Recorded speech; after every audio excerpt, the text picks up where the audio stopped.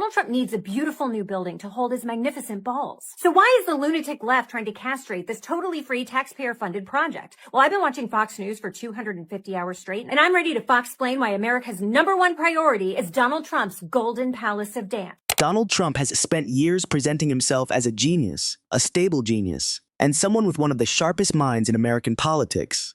Whenever criticism intensifies or scrutiny increases, that claim seems to return with even greater force, as though repeating it often enough will discourage anyone from asking for evidence. This time, however, the pushback did not come from a political opponent or a campaign rival. It came from late-night television, where Desi Lydic delivered a response that quickly gained traction online.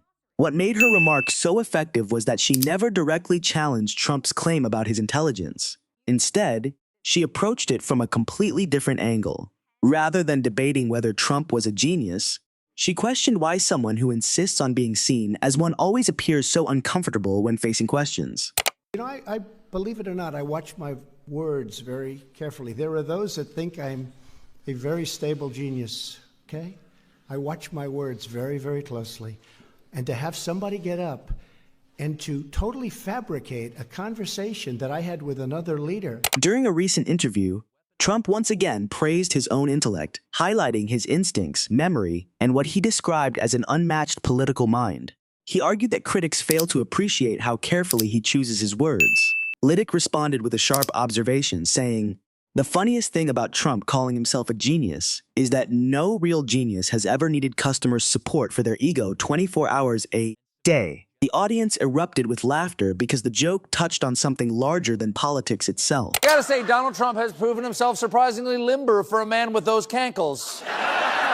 Because in just the last 24 hours alone, he's achieved 2 new lows. First, you know how Donald Trump has always sued everyone and everything at all times everywhere? Her comment pointed directly to a pattern many people believe they have witnessed for years.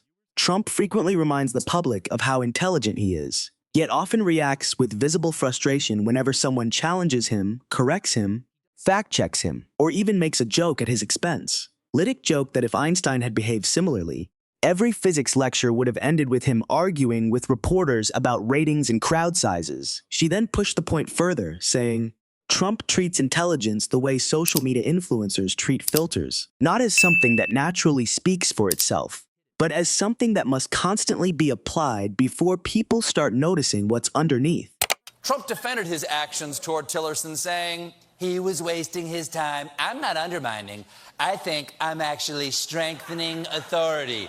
Yes, I'm not burning your house down. I'm lowering your heating bills."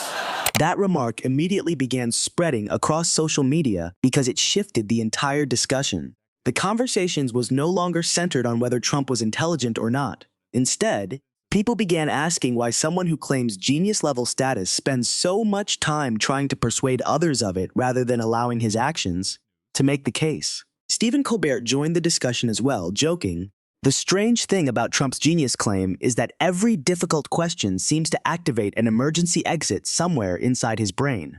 Colbert pointed out that many interviews appear to start on one subject and finish somewhere entirely different, moving from policy discussions to personal grudges, television ratings, old rivalries, and stories no one actually requested. He added, "A genuinely brilliant person can usually handle a direct question without taking sig detours and stopping for a conspiracy theory before reaching the end of the sentence." Then Lydic delivered another line that viewers replayed repeatedly. She said, "Trump talks about IQ the same way teenage boys talk about bench press numbers, loudly, constantly, and usually when nobody asked." What surprised many people was not just the joke itself, but the calm way she delivered it. There was no shouting, no dramatic outrage, only a steady and methodical dismantling of the image Trump has spent years cultivating. Lydic argued that intelligence is not measured by repeatedly declaring yourself the smartest person in the room. Instead, it is reflected through judgment, discipline, curiosity, patience, and the ability to handle criticism without publicly unraveling at 3 o'clock in the morning. She continued, "The real measure of intelligence is whether someone can admit mistakes, adjust when proven wrong, and learn something new without treating disagreement as a personal attack." That observation resonated strongly because it immediately reminded viewers of moments when Trump chose to double down rather than reconsider. People thought about the times experts became targets, simply because they disagreed with him. They remembered late-night social media outbursts that often appeared to command more attention than larger national concerns. Colbert noted that every time Trump describes himself as a genius, he unintentionally creates a test for the audience. People stop focusing on the claim itself and begin evaluating the behavior around it. Does he remain composed under pressure?